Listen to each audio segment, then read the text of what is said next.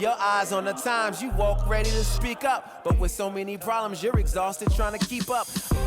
This is the Church Politics Podcast, where you can get political commentary from a biblical worldview. We're not trying to be conservative or progressive. We're trying to be Christian in the public square. And I'm black as heaven. I'm made in God's image. Nobody can change my settings. Hey man, cut off my knees and put an end to my search. It's easy to sell your soul when you don't know what it's worth. What you know good, Ann Camp. You're listening to the Ann Campaign's Church Politics Podcast with Justin Giboney, a.k.a. Bishop Cooper's grandson. And I'm going to be honest with you, bro. I am fresh off the plane. I just got back to Atlanta.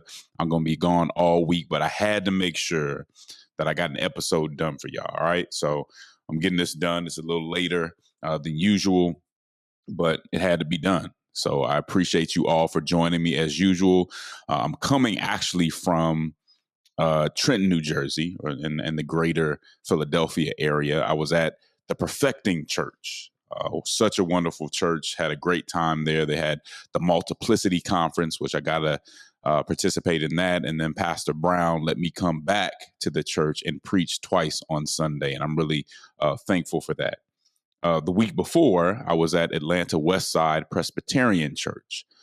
And once again, totally different traditions. One's a primarily white evangelical church. The other's a primarily black church. But always preaching the same principles, preaching from the same Bible with the same Savior. And so, as I've said to y'all before, I think one of the unique things about the AND campaign is that there's not too many organizations or leadership within an organization that can go to a predominantly black church, then go to a predominantly white church and have the impact the AND campaign is having. And so I'm so thankful for all those who provided feedback, who really enjoyed the message that the AND campaign is trying to bring to the American church, but not just to the American church, to people in general. You know that while we are Orthodox, we understand that many of our principles, due to common grace, speak to everybody. That there's a lot of principles that even if you don't believe in Jesus right now, that I think you can use and help to improve the public square. And so that's really what we're trying to do. But I want to say this. I want to, number one, thank God for the opportunity to go in these very diverse spaces, because that's not anybody in the AND campaign's doing.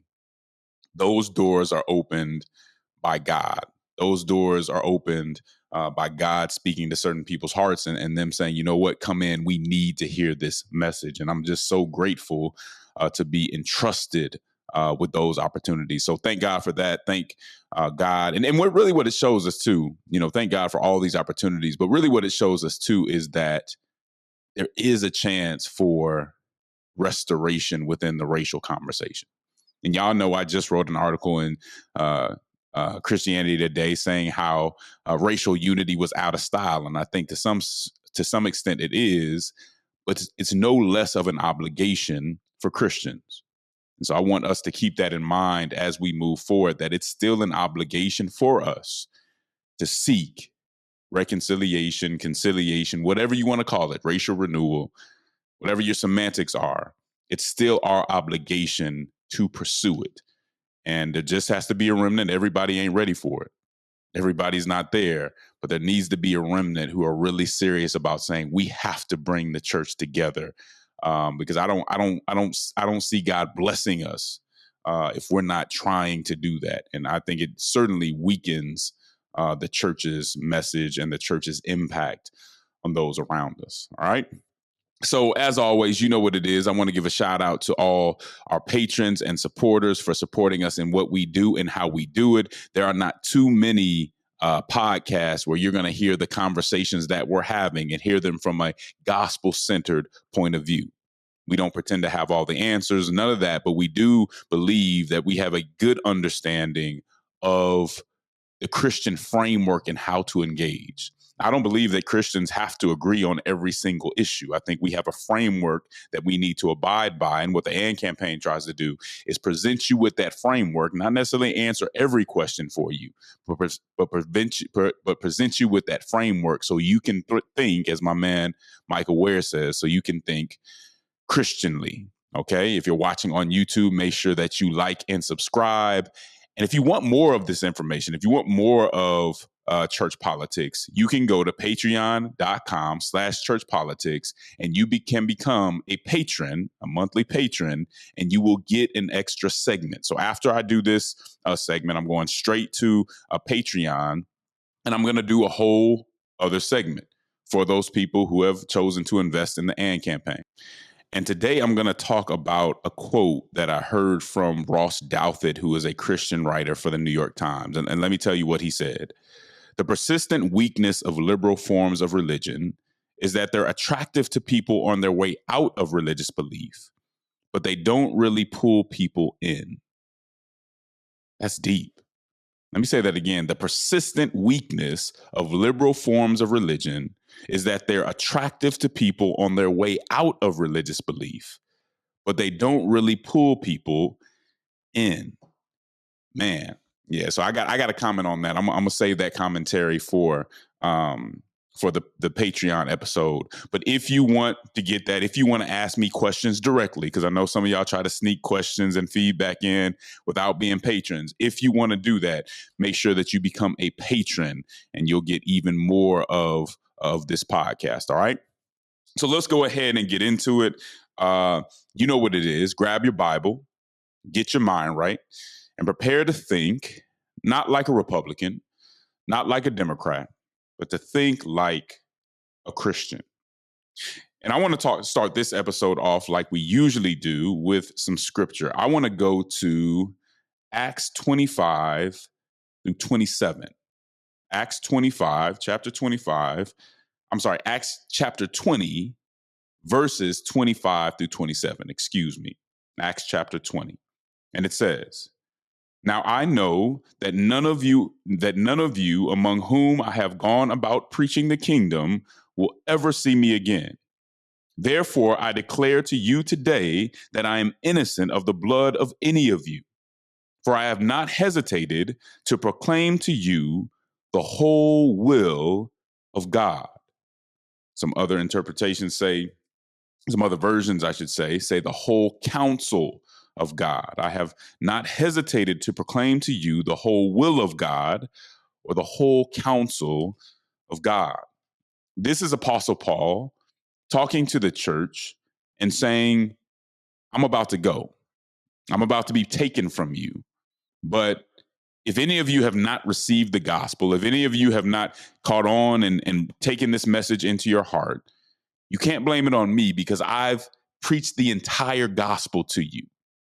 Not just the part of the gospel that went along with my cultural preferences, not just the part of the gospel that went along with the predominant ideology of the time. I preached the whole counsel or the whole will of God to you. So I've given all of it to you. Right. And I think I think that should be the goal for all of us who are professing the gospel. To profess the whole counsel of God. And for the AND campaign, what that means is the doctrine that we get from the Bible. Doctrine matters. And I know there's a lot of folks, even some folks I'm fairly close to, that try to downplay doctrine. But I really do believe that doctrine matters. That's not something that you can kind of play with or that you can overlook. Doctrine is important, okay? But it's also the compassion of the gospel, right? The mercy, the grace of the gospel. Those things come together. Those things create a tension.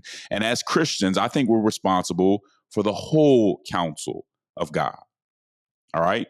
So let that be the backdrop. Let that be the foundation for the conversation that we're about to go into now. Because I've noticed something, and I don't know if you noticed it too, but there's kind of like a trend going on among young Christians. And I'm going to start with a poll that was out recently. So Ryan Burge, who is someone I've had the chance to meet before, is a Christian political scientist. He's also a statistician, and he posted a very interesting poll on Twitter. All right. The survey asked religious leaders if they would perform a gay wedding. All right. 33% of Catholic priests said yes.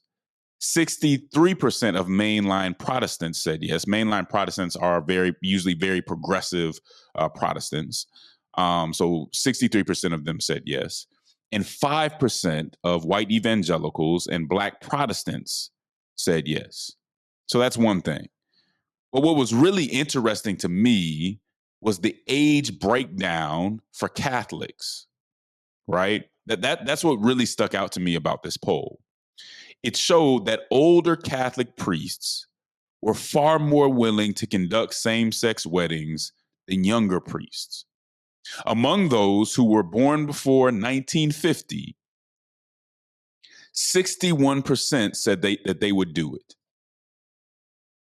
But among those that were born after 1950, let me say this. But for those who were born after 1970, only 17% said that they would do it. 17%. That's a big difference. And the biggest thing to me is you would think that it would be the older priests who would be more likely to be more conservative. But it's actually showing that it's the younger priests who are far more conservative. This goes along with the trad wife or traditional wife movement that we've seen some places in social media, where there are a lot of people on social media promoting traditional gender roles in the home. Now, not all of that is good. Some of it is actually pretty toxic, and I don't know exactly where that's going, but it does show some sort of a trend. This also goes along with an article that was written in the New York Times last year entitled "America's New Catholic Priest: Young, Confident, and Conservative."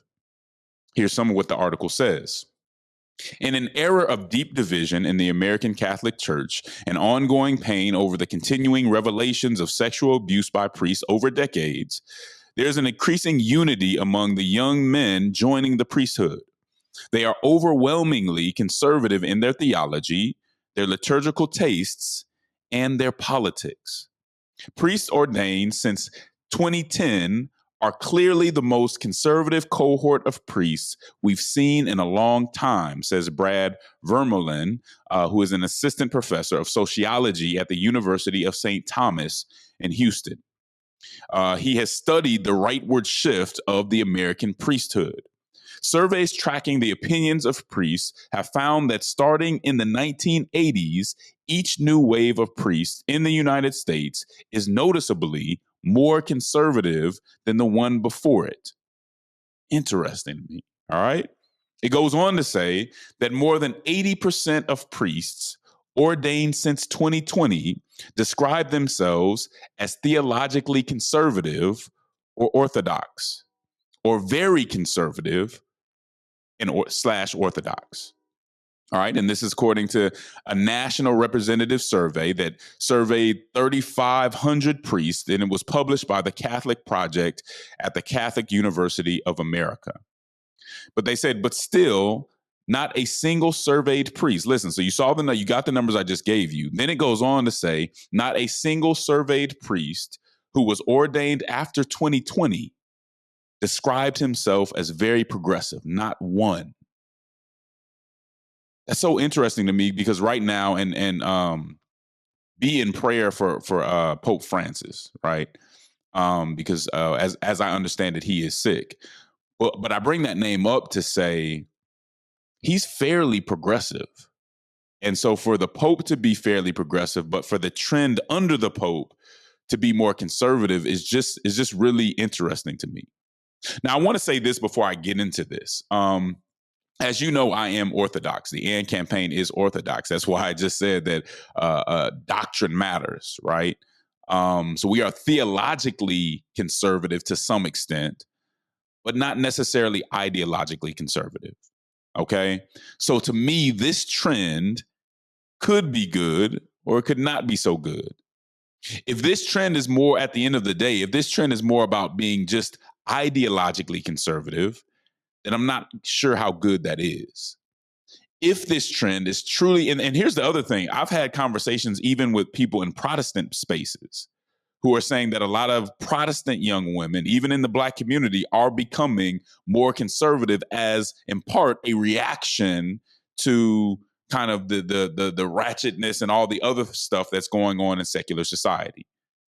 And again, I want to say, if this is about truly getting to closer to what the Bible is asking us to do, is calling us to do, then I'm all with it.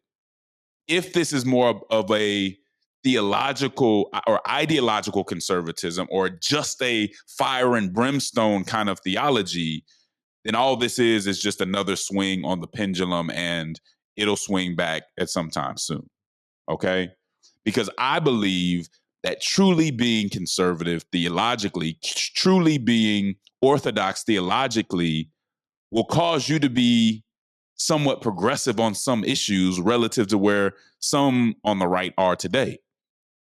Because I think that if you're truly orthodox, then you take what the Bible says about compassion seriously. You take what the Bible says about how we are to treat strangers and immigrants seriously, which has caused me to say, well, I can't just go with you to where everybody on the right is going. And so I do want y'all to understand that to be theologically orthodox or conservative and to be ideologically conservative is not necessarily the same thing. All right. So this is great.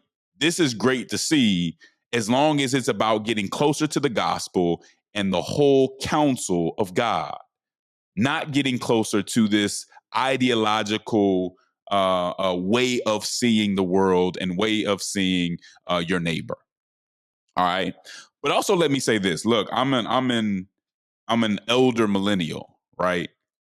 There was a time, and so this is somewhat surprising to me, because there was a time when I was watching this leftward shift that I was like, man, I don't know if this country ever comes back from this leftward shift. Like everything, it was like on a daily basis, everything was just changing. Some things for the better, and some things were clearly going too far and kind of off the rails on the left as well.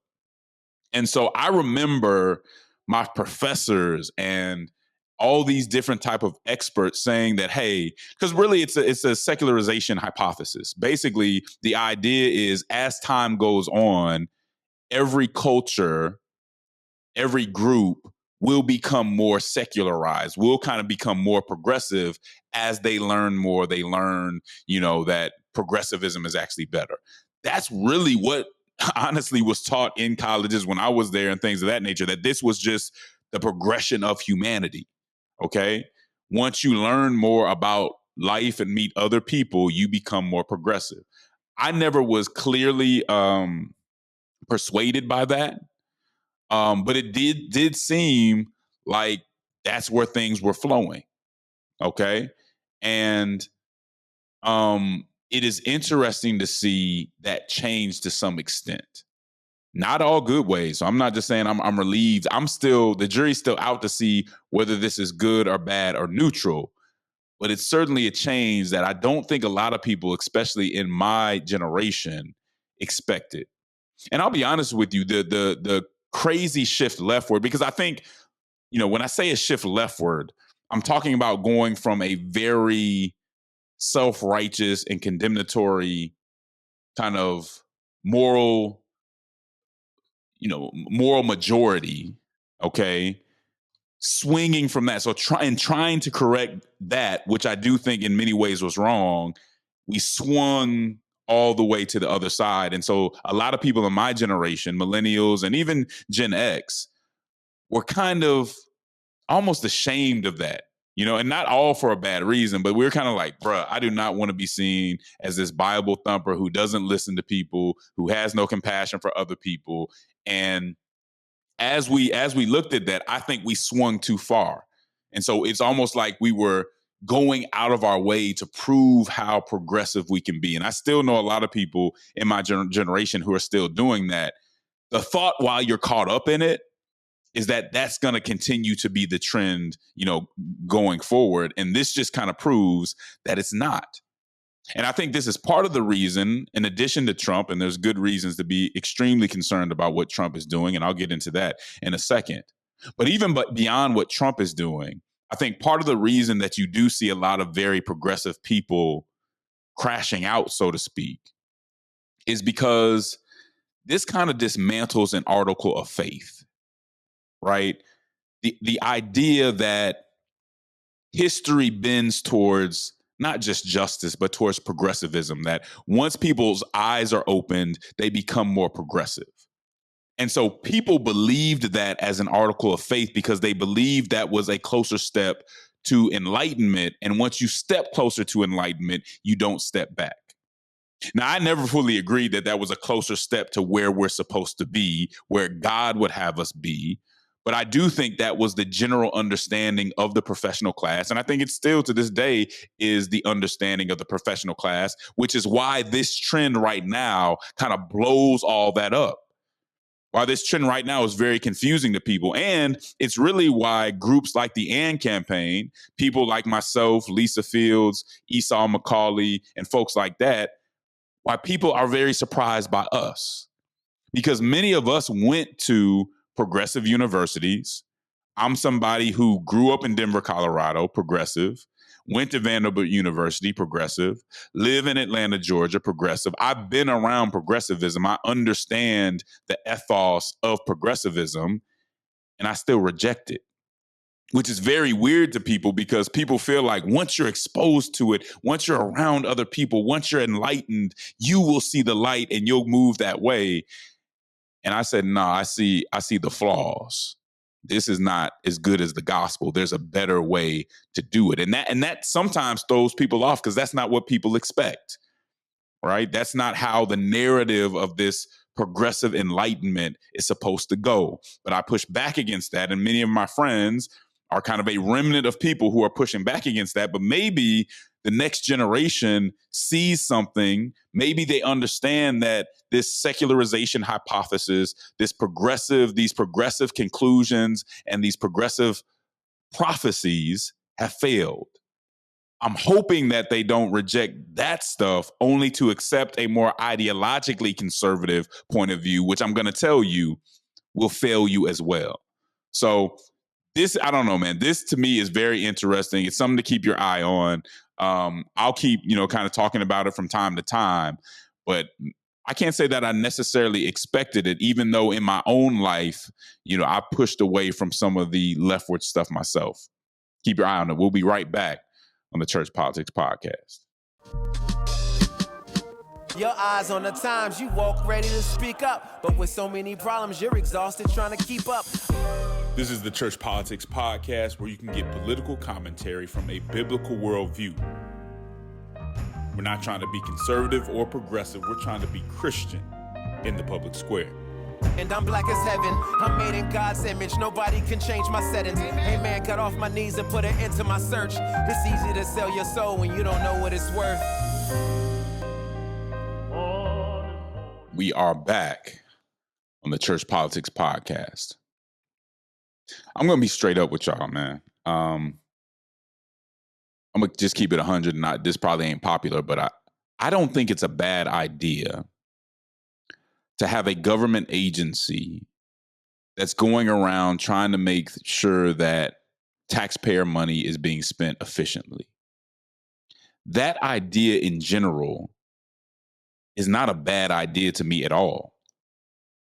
And in fact, I remember when Barack Obama came to office, he even talked about doing something similar. Right? I mean, when you're trying to get some big projects done, who wants to have a whole bunch of money going to nowhere? So I generally think that makes sense for a new administration to do. I don't care if it's a Republican or a Democratic administration. Which brings us to the Department of Government Efficiency. Again, the concept within itself, to me, is not a bad idea. Why would we not want to review where our money is going to make sure that it's being used properly? To me, that makes all the sense in the world. I think that it would almost be negligent not to do that, not to look into where these things were going. So the concept to me makes sense. The problem is partially Elon Musk. The problem is the culture war approach to all of this. So when you look at Doge, when you look at how Doge has conducted itself, it almost negates what makes sense about an agency which would do what it's doing. For one, it's doing everything so fast. Now, Elon Musk may be smart. The people he's brought in may be smart, but they're not smart enough to within a month go into an agency and know exactly which jobs are needed and which jobs can be getting rid of, can really understand each job to the extent that it can make all these decisions that it's making and get rid of so many jobs so quickly. That to me seems extremely unwise. Going in, and that's the thing about it. It's all for too much of it is for the effect, not the substance of actually efficiency. It's for the effect of saying, look what we're doing. Look how fast we're doing it. Look at the liberal tears, the progressive tears that we're drinking by doing this. It's really about showing out and not really about serving the American people. And I cannot imagine that this can continue to go on for months and months and them not make a very serious mistake where they get rid of a department or they get rid of an agency that they actually really needed because they did not take the time to be careful, to be thorough and thoughtful about what they were doing and really serve the purpose of making government more efficient rather than just, taking a machete to everything around and just knocking everything down. That just doesn't make sense to me. And it just seems very unwise, right? So we hear recently the new thing about Doge is they've sent out basically an email to all federal government employees telling them to list the 5 things that they did the week before. If they don't list the 5 things that they did the week before, that they accomplished the week before, then they'll be fired. Now, here's the interesting part. Now again, and I was telling a friend this, in the public sector, in the private sector, when a new leader takes over a large corporation or something like this is the type of stuff that might happen. They're going to try to shake people up. The truth of the matter is when we work, if we get too comfortable, we probably won't be as efficient. That doesn't mean people should just come in and knock everything down just for that sake. But sometimes bosses know that you got to shake things up, right? That you don't want people to become complacent. So in that regard, I get it. But again, they go too far. Again, it's all for effect. Again, it's to say, look how aggressive we're being instead of look how thoughtful and effective we're being. Okay? But here's the thing. You have the new director of the FBI. You also have Nikki Haley, who's over national intelligence, and others telling their people, ignore that email. You report to us, we'll take care of that within our own agency. You don't have to respond to that. That's interesting. Basically, they're saying, hey, Elon's not coming into our departments, into our agencies, and wreaking havoc. We're going to reform those agencies. We're going to make changes, and we're going to do it our way. Number one, we can't just go out and tell you exactly what we're doing because much of our stuff is confidential. So no, my people are not sending that stuff to you. And that's kind of my point about the haste with which Elon Musk and those with him are acting. If you had really thought about it, if you had really been careful about what you were doing, you would have thought about in the beginning, hey, we probably shouldn't send this to like national security organizations or agencies because a lot of what they do is confidential. And there was something in there that said, if it's confidential, you don't have to say. Well, if that's the case, then don't even send it to that agency.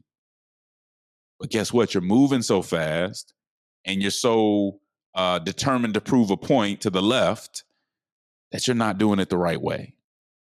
And so I see that as an embarrassment and also almost a loss of some capital within the administration for them to kind of smack him on the hand and say, nah, bro, we're not doing that.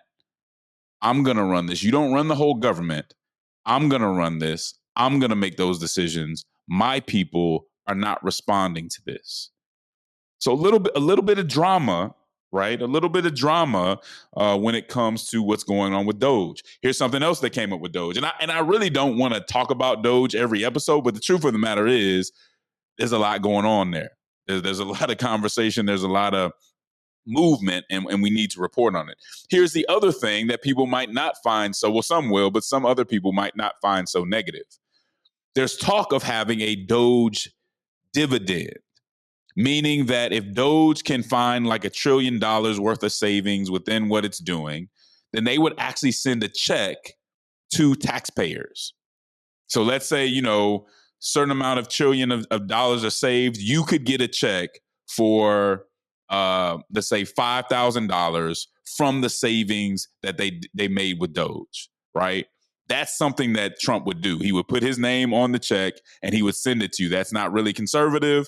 I don't think he really cares. That's just the kind of thing that Trump does. I think he would like to do that. Okay. So that's one of the things he suggested. Now, a lot of conservatives are pushing back and saying, hey, man, that needs to go towards the deficit.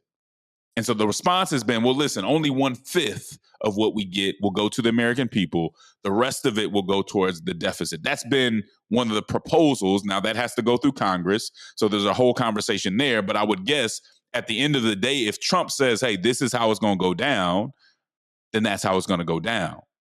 And so Trump may be thinking, yeah, I got to make some tough choices when it comes to some of these departments. But if I go ahead and send taxpayers $200, $2,500, $3,000 or whatever, they'll soon not be so worried about what happened there. Will it work? I don't know. But I could see Trump doing something like that. And that will cause, another conversation to be had.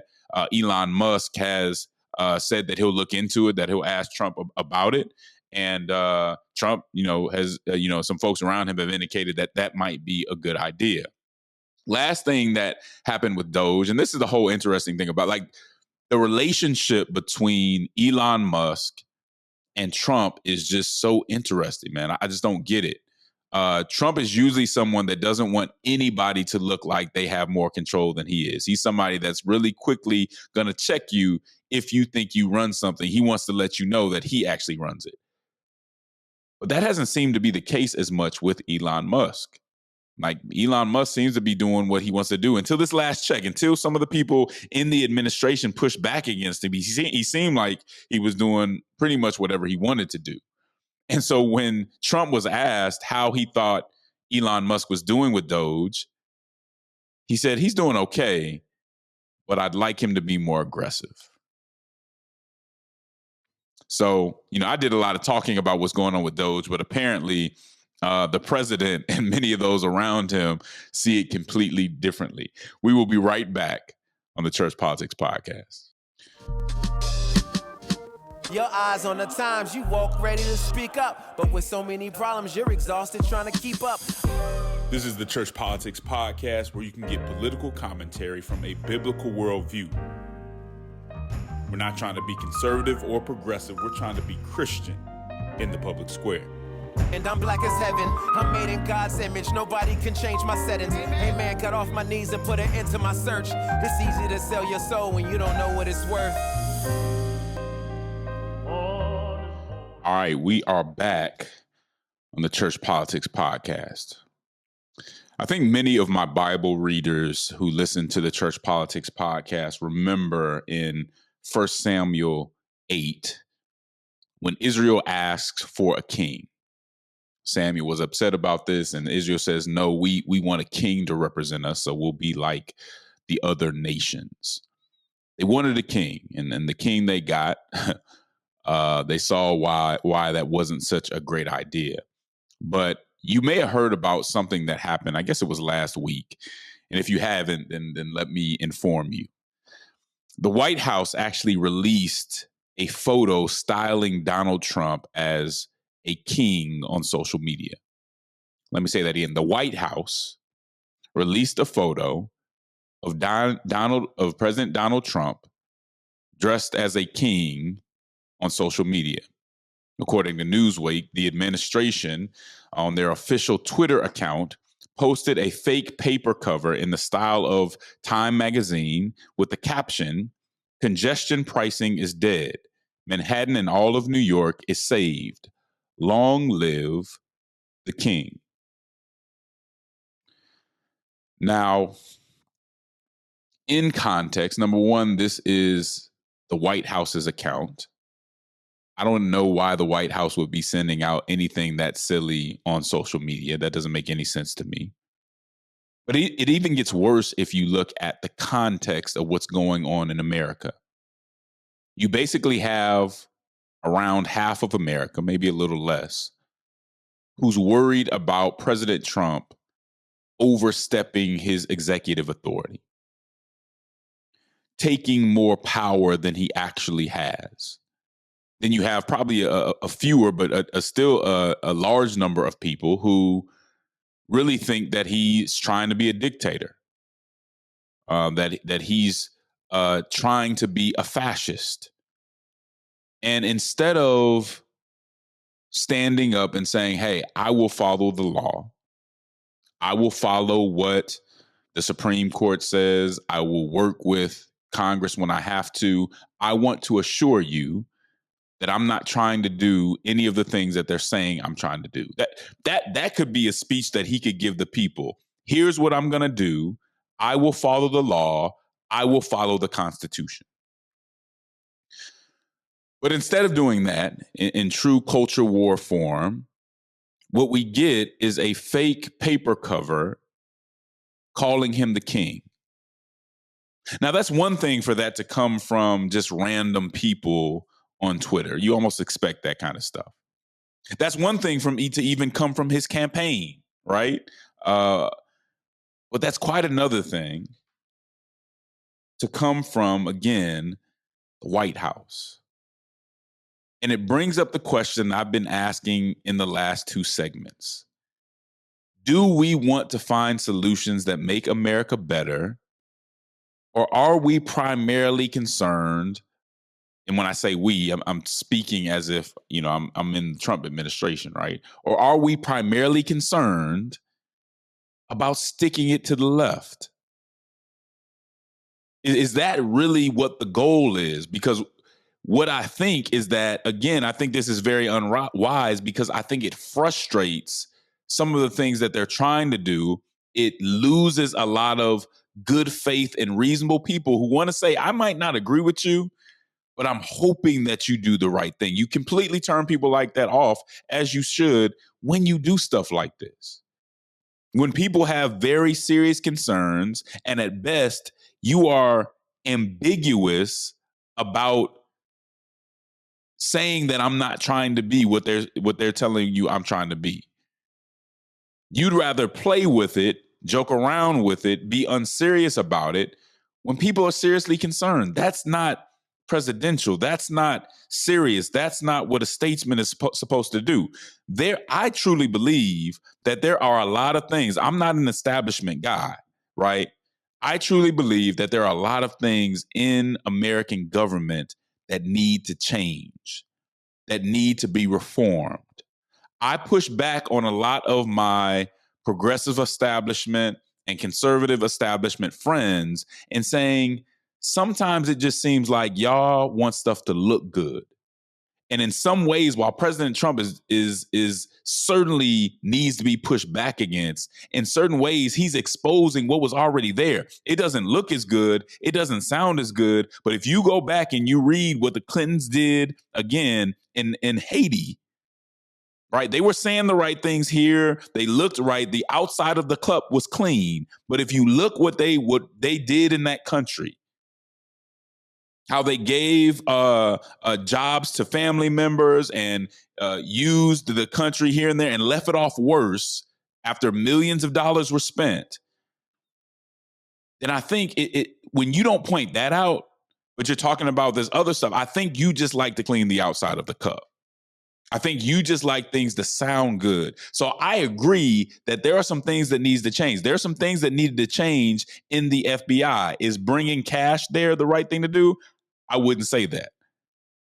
But I understand and almost sympathize with those who feel there was a need for reform. in many different aspects. But this is why Trump may not be the right person for it. Just because there's an unseriousness. There's this culture war, or even just a petty approach to getting things done, that it's too showy, it's too much trying to prove a point instead of just getting the job done. So if you ask Justin Giboney, yes, there needs to be reform. Well, why didn't you support, this certain administration? Because not all reform is good reform, right? Just because you're changing something doesn't mean you're making it better. I have an understanding that you can change something and you can actually make it worse. There can be something and we can say, no, that needs to change. And the way I change it could actually make it worse. And I worry, because of the way that they're going about things right now, that could be what's happening in America. And so we all need to be paying attention to that, because that's not where we want to go. As always, I appreciate y'all checking in with me. I appreciate y'all listening. As I go from state to state and go speak and go put on workshops, there's always Christians who are listening to the Church Politics Podcast. And it does my heart good to hear that it is actually helping you and speaking to something that you're not hearing a lot of other places. So keep supporting us. Keep spreading the word. Word of mouth is everything to the AND campaign, because that's how most of the people who listen to us have come to us. So we greatly appreciate you. You know what it is, AND Camp. There's a cross that neither political conservatism nor progressivism is fit to bear. There's a civic hearing in need of faithful witnesses who love social justice and won't surrender the truth to be loved by the world. Politic with the boldness and compassion of Jesus Christ. Until next time, AND Camp. I'll holler at you. Your eyes on the times, you walk ready to speak up. But with so many problems, you're exhausted trying to keep up. This is the Church Politics Podcast, where you can get political commentary from a biblical worldview. We're not trying to be conservative or progressive. We're trying to be Christian in the public square. And I'm black as heaven. I'm made in God's image. Nobody can change my settings. Hey man, got off my knees and put an end to my search. It's easy to sell your soul when you don't know what it's worth.